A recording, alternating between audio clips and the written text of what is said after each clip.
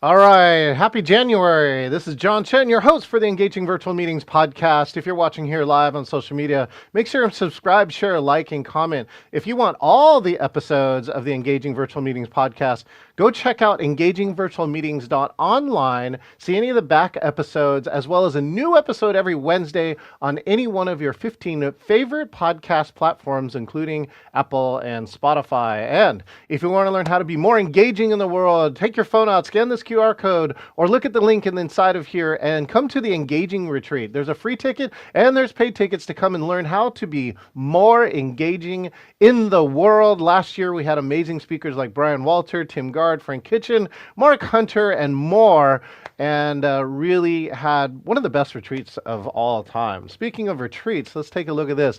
I got a chance to hang out with this gentleman, and his new fiancée, so maybe we'll ask about that, over here in Halifax, right? And Halifax, I didn't know, is kind of the Ellis Island of Canada because it is on the far east coast of Canada. It was one of the top receiving ports of immigrants into Canada. And so, meanwhile, I got to meet this gentleman while he was there. For the past 20 years, he's been shaking up conventional thinking with organizations that reject the been there, done that mindset and refuse to settle for good enough. He's a criminologist by training, right? I can't wait to learn more about that. He speaks both English and Fran-ce. He is the author of 100 books, of 10 books, soon to be 100 books, and he's one of 600 certified speaking professionals in the world. Let's say bonjour to Fred Colantonio. Where's your walk-on music? Right here. Yeah. There we go. Hi, Fred. How you doing? Hey, my friend. I'm doing great, thanks. What about you? I'm doing fantastic over here, way on the west coast over here in Seattle, where it is actually not snowing. I think actually, if I look out my window, it's really raining today. So amazing. So it's so great to see you in Halifax. What did you take away from this year's CAPS, or Canadian Association of Professional Speakers convention this year? Oh, it's hard to pick just one I thing. know. I know. But I would say that the major takeaway was from Anders Boulanger's session. And Mm. he said that we should, if we are sure about the product that we are selling, we should add a guarantee to it. And I know that you have the CSP logo. Yeah, I got mine in 2025. Oh, wait, Thank you wait, very wait. Let's wait. We much. got to go this, right? Uh, Ready? and so this is what I added. That's for you. That was here for Thanks. you, Fred. You're So welcome. this is what I added in my all my documentation and business propositions. Yeah, there's a guarantee about the my level of commitment, and therefore, if the client is not 100% satisfied with with what I've done, Yeah. um, I donate the fees to a charity. Oh, interesting.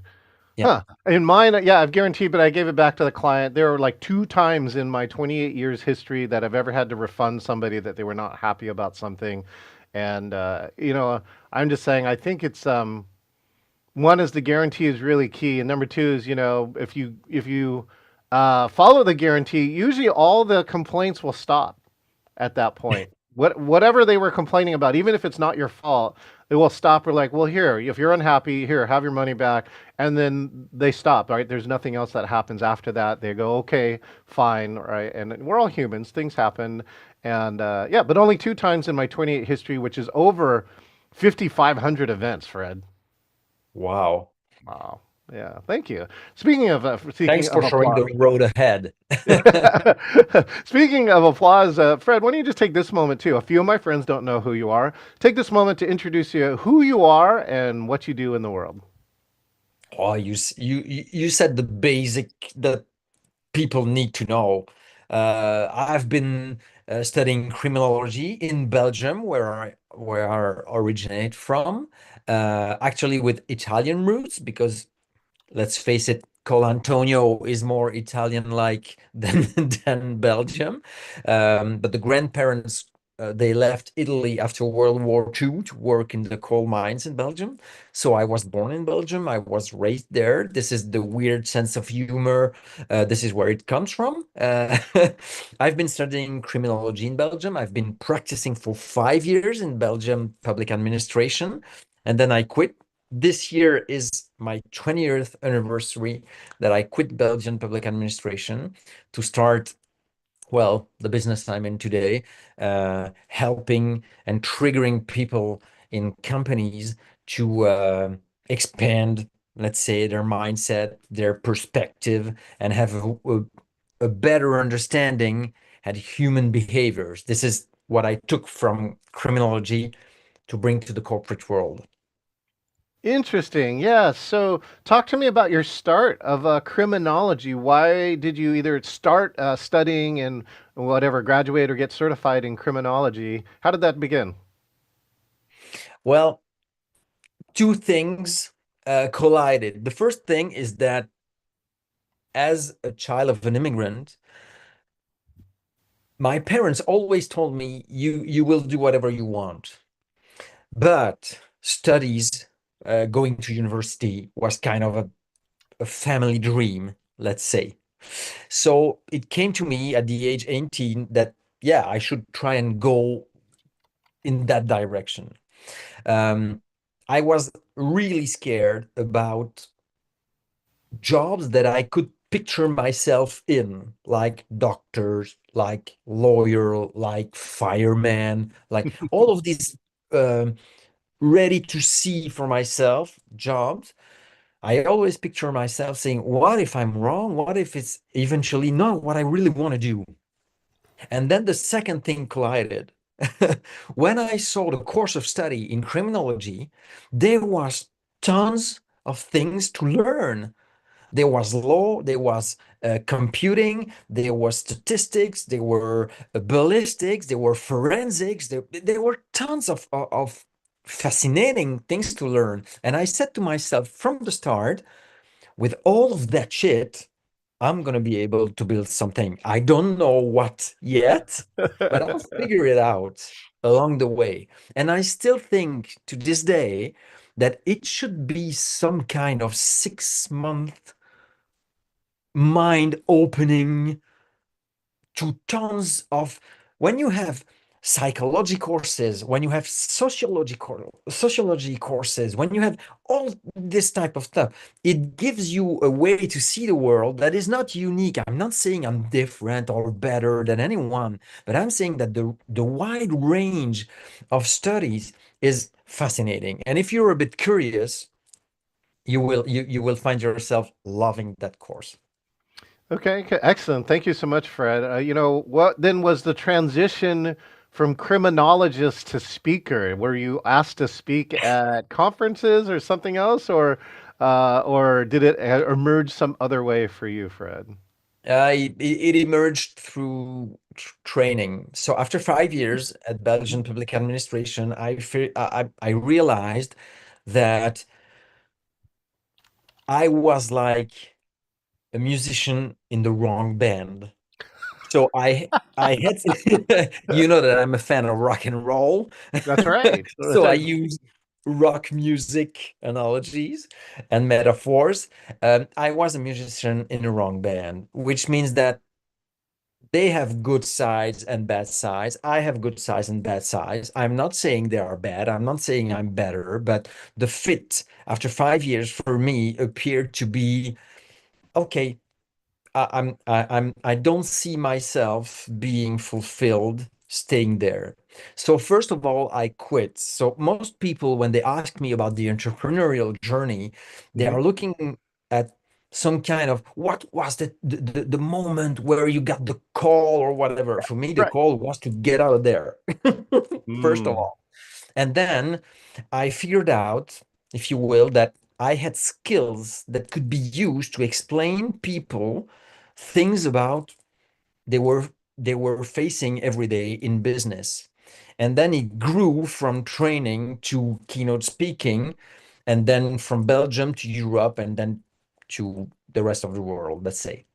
Hmm.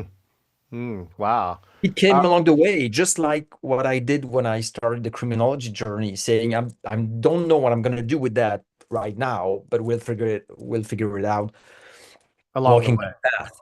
Yeah, Yeah. How'd you know you're on the right path? I'm just kind of curious. Somebody was writing about like their internal guidance system. It's kind of like your GPS for, your yeah. human body. And I'm just curious, like, what is Fred's version of that internal GPS? Like, how'd you know that speaking and training was the right path? Or like, when you're in the wrong band, that's the other GPS talking to you saying, turn right, right?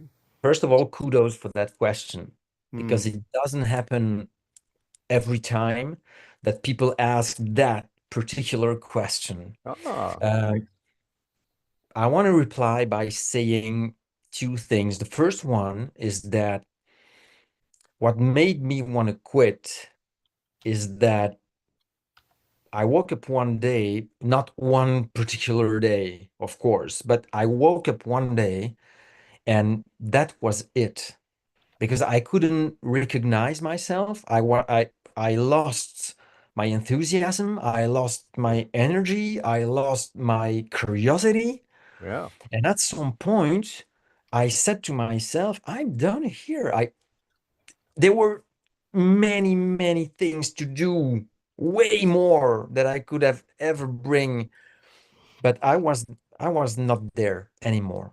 So this Mhm. was the first major internal signal. It was saying, okay, time out, stop. I cannot do that anymore. Something is wrong. And actually 20 years later, it still helps me because every journey has its up and down, and sometimes you would be tempted when you don't know what the other career could be. You could be tempted to say, let's go behind your desk and work from 9 to 5 Yeah. and have some maybe another type of life. Yeah. This doesn't happen to me because I know the been here, done that. To me, it's my best way to reject been here, done that. Is that been having this kind of life for a certain period of time, and Mhm. I know it does not suit me. How do you know what's a marker, right? What's like I'll just tell you, right? So Fred, I grew up and I was actually a sponsored amateur skateboarder, and that was Okay. like my first. Yeah, that was my first. I could have gone pro. I was this close to going pro, and then I injured my ACL.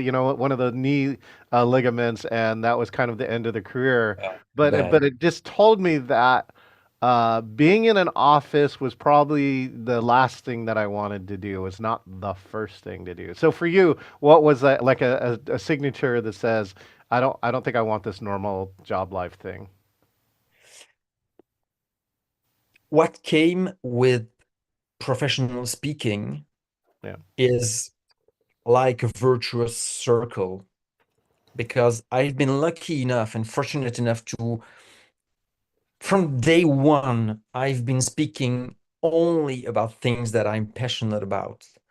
And Hmm. so, first of all, when you put out something to the world and the world reacts by saying, "Hey, we want more of that," it, it it helps with the dopamine thing, you know? You said, of course, this is natural reinforcement, saying, "Okay, let's do more of that."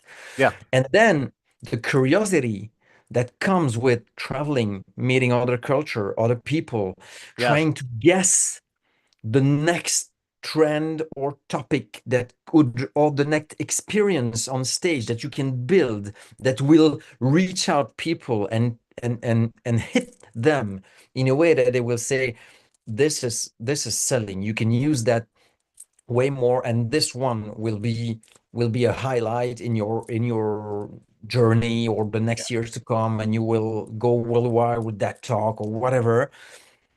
Of course, it's fortunate to experience that, and I think we can experience that in any kind of job. Yeah. Basically, I'm not saying that because we are on stage. I'm not pretending like I'm Metallica or something. I know where I am. I know who I am. Uh, but I'm saying that when you can find in your job aspect where you feel that you belong and that you have things that you can do or share or bring to others that are meaningful, that are funny, that are useful, that are highly serious, whatever industry you are, Mhm. whatever job you're doing. And when people tend to uh, encourage you to go a step further and still pushing yourself, saying you can do more of that, you should go full speed with that thing that you think you have. We know you can have that in a way that you can not necessarily see right now, but if you go that path, you will increase your aura, or whatever you want to name it. I think this is a quest that is yeah, let's say it's a bit noble too, because you are giving life the real meaning of the word. Mhm. Mm. Hmm. I do want to ask about your rock and roll, right? Your rock and roll. So when did you said you brought in rock and roll as a music? So where's your passion from rock and roll come from, and who are some of your influences in the rock and roll side? Actually, well, it's I think it's twice the it's twice the influence, because Okay. you can be rock and roll without being fan of rock music necessarily. Okay, you can say from you can say to people that you know, people, colleagues, clients, whoever you want, and if you say this one is a rock star, everybody will know what that means. Or if you say, oh, this dude is rock and roll, this gal, she's rock and roll, people will know that it represents something, right? um, but to me, it's been rooted in the fact that I've been in love with rock music, in with music in general, but particularly rock music. Yep. From my teenage years, I've been playing guitar since I'm 15. Oh. So it's been a long time now, yeah. And I found in rock music more than just music. I found hope. I found help when I was in despair. And yeah, the major influences of mine is, my major band is Metallica, of course. Uh, Hmm. but then there's also AC/DC, Iron Maiden, and I also love tons of other artists. I don't know if based on the fact that it airs now, if it will last in time, but we just lost a great blues artist, which is Chris Rea, Mm-hmm. who passed away a few weeks ago. And to me, this is a major loss in music, because this guy was fantastic. Yeah. So I have a good Metallica story. So my brother lives in San Francisco, where Metallica is from, and he Hmm. was having his birthday dinner, and he looks over to his other side, and it turns out it's the lead guitarist from Metallica is sitting next to him. And so he just strikes up the conversation saying, hi, blah, blah, blah, because he's actually sold equipment to them. And he goes, I actually have your Flying V guitar at my house, which is like a couple blocks away. Would you be so kind to actually sign it? And he said, yes. So my brother is coming from dinner, running to his house, which is like 4 blocks from his place, comes back with a Flying V guitar into a nice restaurant with a Sharpie, and he gets Metallica to sign his guitar. How are the odds, right? They And don't really say, is it? Yeah. I'm What? not saying this happens only in rock music, but this is one touch, one flavor Hmm. that rock music has, the lifestyle that comes with it. Sometimes you see some artists that are kind of, that looks like they disdain their fans or something. In rock music, in really, when the band, or when the artist and have the real rock and roll lifestyle Yes. embodied, this is something that can happen. And again, I'm not saying it won't happen in any other style of music or in any other artist, but this is particularly the case with rock music and rock history. And this is what I love also about this lifestyle, let's say. Well, fun fact. Let's see. Have you watched? It's on Disney Plus right now.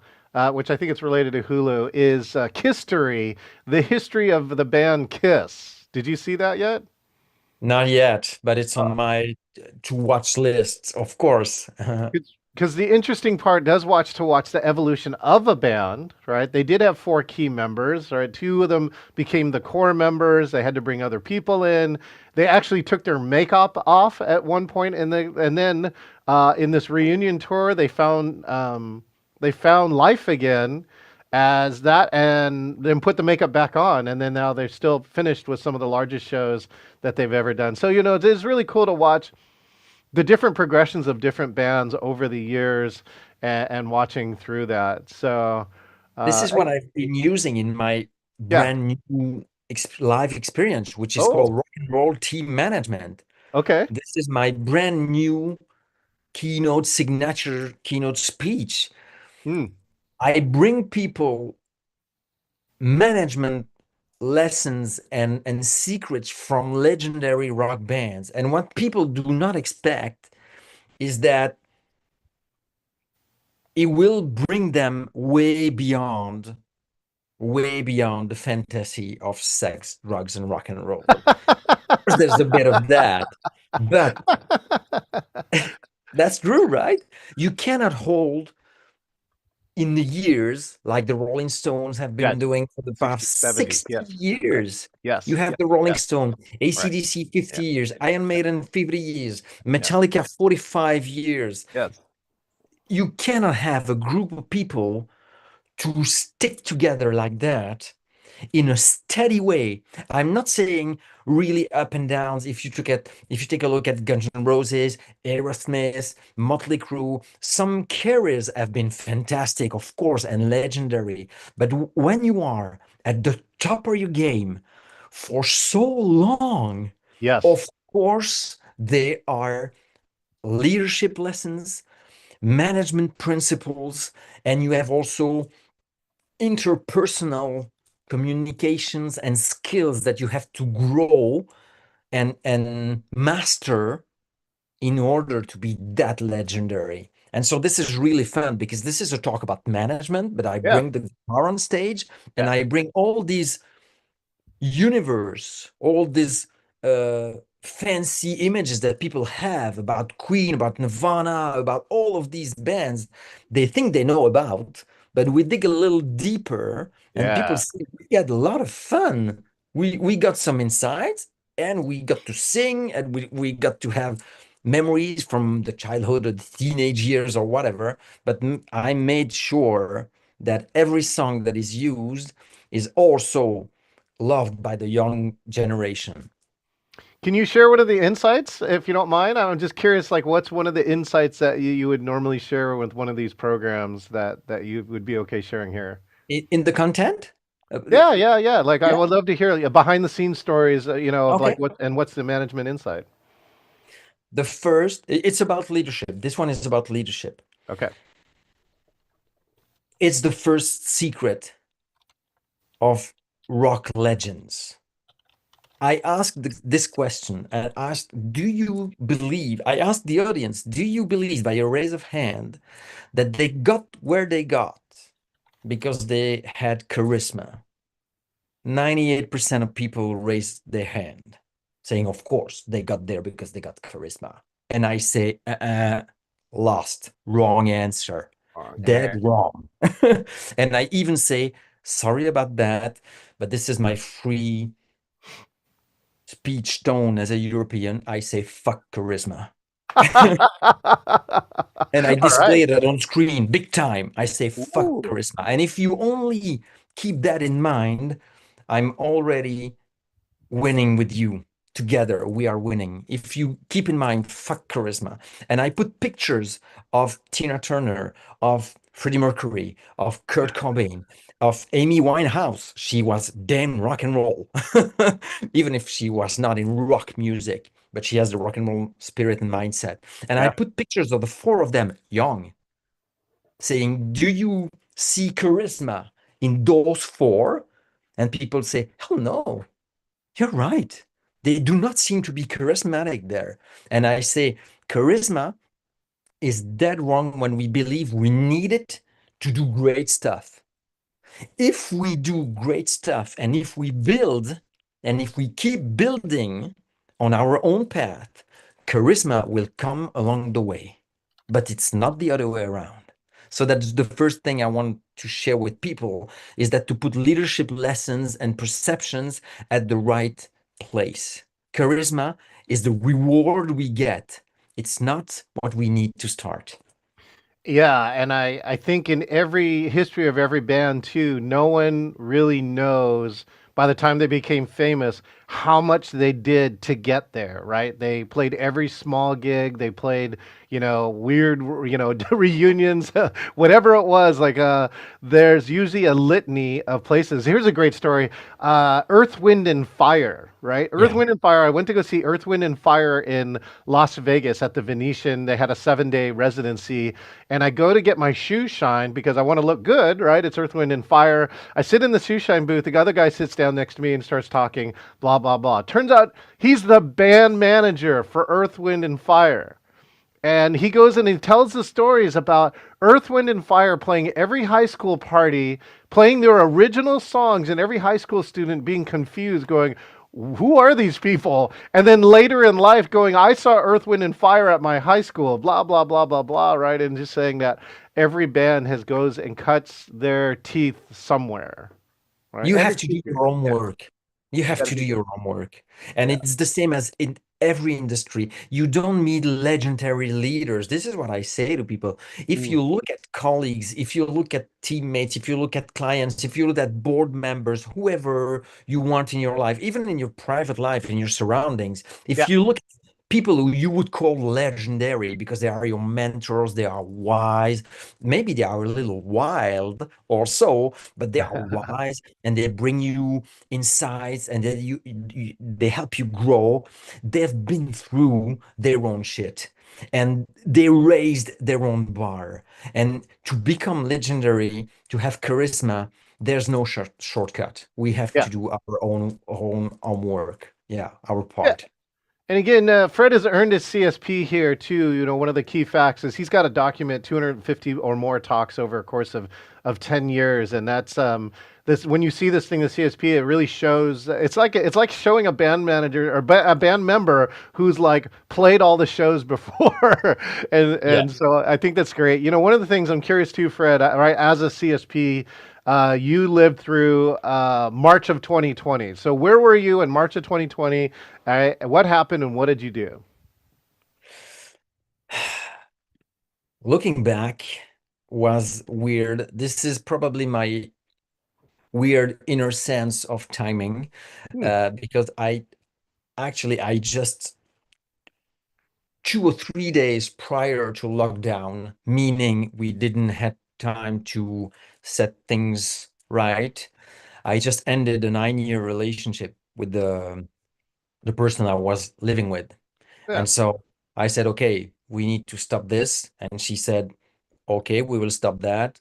But like 48 hours later, they say, okay, lockdown, everyone in the same house and not moving. So we needed to deal with, I needed at least to deal with the huge private thing. And meanwhile, trying to cope with the fact that every gig got canceled and some of them were turned into virtual things. We could not even say talks or, yeah, but I think I learned my lessons to get people engaged online at that time. Hmm. And so it was at the same time a really hard time for the world, for me in the private life. Um, and I think that it was one of the years that I've worked my ass off the most because everything was kind of redesigned, reshaped. Yeah. So Yeah. I like the idea that I did not have time to go online with trainings, with programs and stuff at that time, which a lot of speakers did, which was a really smart move. And probably I would have done that if it wouldn't be for the private matters where we needed to split everything and try to still manage to live under the same roof time that we made things right. Mhm. So yeah, it was both a stressful period, a really hard time personally, and at the same time, the job and the work was so demanding that I think it helped me go through that weird period of time. Mm. What was one of the things that you did online that you learned to keep people engaged, right? When you have either black boxes or it's one screen. So I'm kind of curious, how'd you keep your audience engaged, Fred? Mm, I think that I overplay the conversational mode. Hmm. So Hmm. I would name three things. I was reflecting about that prior to our conversations, saying, what should I say? And when I help um, friends and colleagues who are going online and they say, oh, but I need to have, let's take the example of the background. I have a shitty background here. I'm in the middle of moving in with my fiance currently, so I'm not in the best place. Nevertheless, if I were to be in a professional speaking position to engage people, I would do three things. The first would be visual. Obviously, I would play with slides at some point that I would display, then turn them off to see Yes. my big face in front of them. When I have a powerful message, I would go to them saying, this is damn important. Look at me. This is damn important. And I would require people, not require, I would invite people to have their cameras turned on. And I would say, even if you're in bed, even if you're in the kitchen, even if you're on the couch and you're eating a sandwich while you are listening to me or watching me, please, if you're comfortable enough, turn on your camera. Why? Because they are doing just like you are doing now. People are nodding at some point, or they say, mm-hmm. And I love to see the physical expression. So the Hmm. first thing is, let's say, visual. The second thing is that I engage in the chat. Most of the time I say, if you agree, type one in the chat, type zero if it's not okay. If you're in the car and you cannot interact, maybe just raise your hand, tap the button to say, I want to raise my hand. I will know that it means that you agree, or things like that to make people engage. Or we are talking about leadership. Okay, define leadership in one word in the chat. Type one word. If there's not too many people to handle it, I would say turn on your mic and shout one word that you think about when we say innovation, when you say resilience, when you say criminologist. What do you have in mind? Say it in one word. And the third thing is about meta communication. I will overuse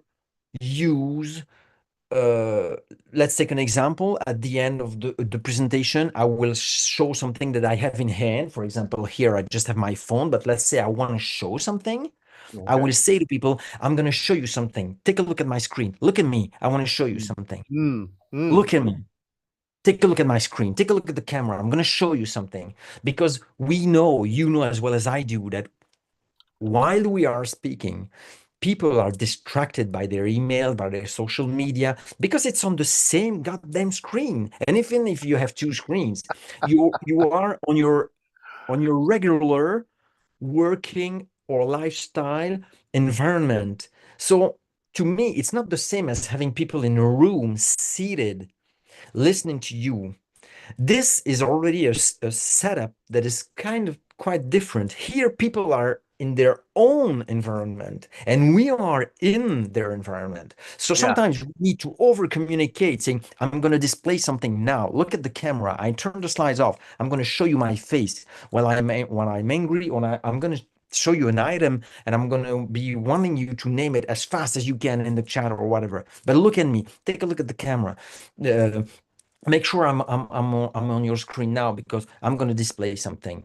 These are the three, let's say, things that I try to focus on to make sure that we interact and we are engaged. Mm. Yeah. Great. Great techniques. Thanks for that, Fred. Even this simple part, right? We know blocking, like if we're on a physical stage, that if we, move to the left to come to the center or the right, or pay attention to different parts of the audience.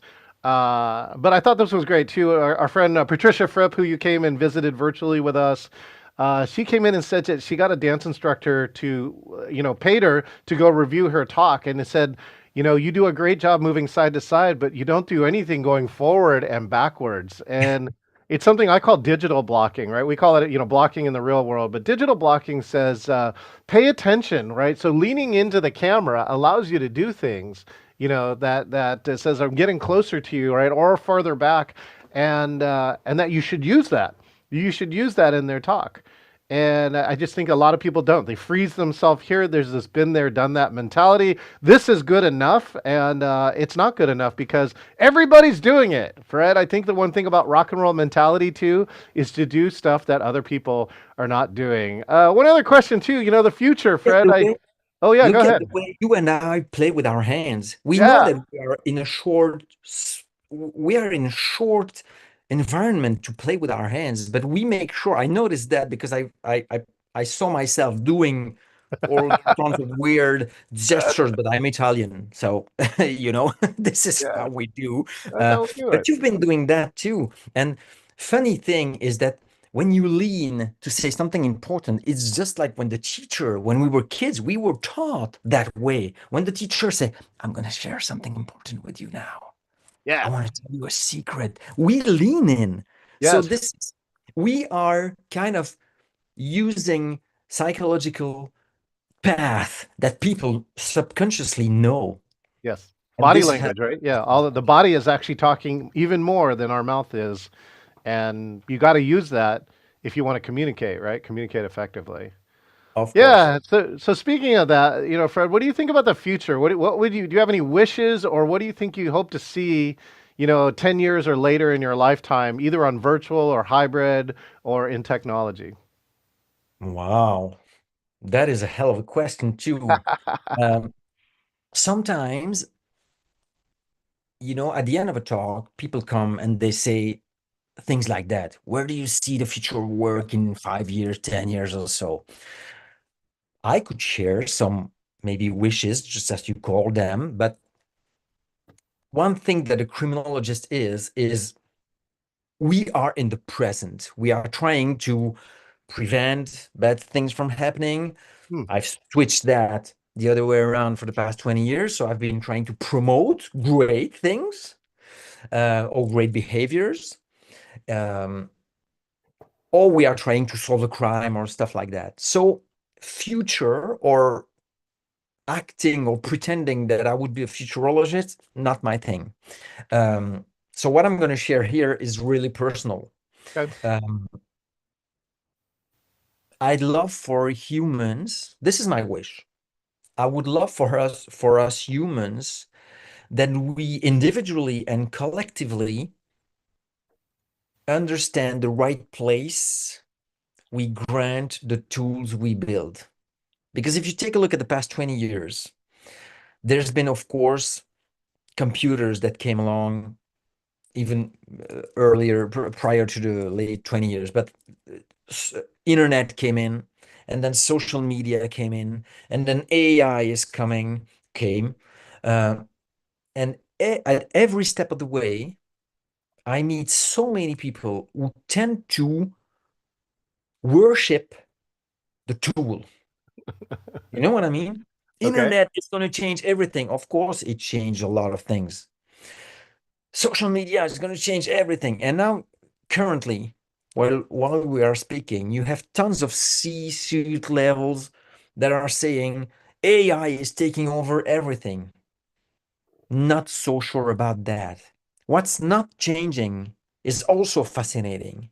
And the Mm. human brain, the way we think, the way we fear things, the way we love things or people, this remains. So I'd like us to be more, let's say, to have a more accurate perception of the tools that we build.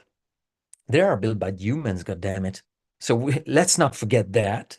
Yeah. And let's make that in perspective with we are humans What are the choices do we make? And what choices do we, let's say, give the power to AI or computing or whatever tool that we have at hand? You know what I mean? This may Mhm. seem numb, but this would be my wish to have a better balance between humans and the tools that we build. Oh yeah, the balance is really the key, and I think we're going through the process with AI of determining what are the best practices. People just first didn't know what it is. Now they're trying to figure out what can it do or not do, and now we're to the that stage of saying what is the right balance though. As like it's funny if everybody uses it, you can actually tell now. Like for instance, in writing, you're like, oh, AI wrote this, right? And then it's like it's not actually your tone. So you got to go back in as a human and inject it with something that's you if you want it to be uniquely you. Otherwise, again, you go back to the bin there, done that. You're going to be like everyone else if you don't find a way to put your own voice in it. All I right, have to Fred. say that Oh, go to ahead. me, it became it became kind of weird. Every time I see someone that worships something, a new tool, a new trend, a new something, because eventually trends, they come and go. Something lasts, of course. If you take a look at cars or the way we travel around the world, something are really stable in time and they come in our lives, Yeah. but we don't depreciate from those things coming in. It's always about how do we make the right moves and use the right in the right way. So I love that the phase with kind of this is gonna solve every problem, this is gonna change everything. I would love the naive um it will change everything phase to be a little shorter, to go faster on the okay, how can we find the right way to use that for the best and try to avoid the worst. Well, maybe Fred, you'll enjoy this metaphor too. If you're going to keep on the rock and roll track, it's like this is like rock and roll worship or hero worship, right? Which is the audiences around the world, like universally, will worship a band at some point, not really looking at who they really are or any something else. Right? And so that is the period of time. But if you really, again, want to know who that band really is, you got to spend the time to research or find out something about them. And then you may not worship them, you may respect them, but this worship part is this kind of false charisma of saying I'm just doing it because everyone else is doing it. All right, we're coming into this really cool part of the interview. This is called the speed interview. I'm going to ask you questions as fast as possible. You're going to try and answer them as fast as possible, and then I'll play Oh, some witty sound. Does that sound okay to you, Fred? you're going to play with my English abilities then. And I appreciate that. Right, the English is what your second, third, fourth language. It's my second language. Yeah. Second language. Okay, well, good. But you're, by the way, Fred, your English is far more spectacular than my French.